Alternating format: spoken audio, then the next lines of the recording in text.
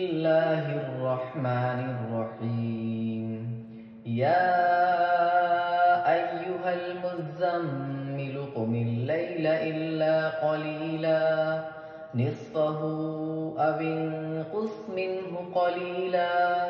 أو زد عليه ورتل القرآن ترتيلا إنا سنلقي عليك قولا ثقيلا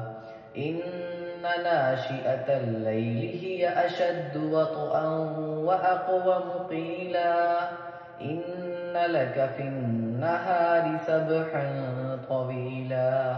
واذكر اسم ربك وتبتل إليه تبتيلا رب المشرق والمغرب لا إله إلا هو فاتخذه وكيلا واصبر على ما يقولون واهجرهم هجرا جميلا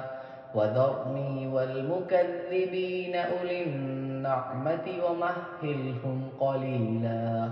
إن لدينا أنكالا وجحيما وطعاما ذا غصة وعذابا أليما يوم ترجف الأرض والجبال وكانت الجبال كثيبا مهيلا إنا أرسلنا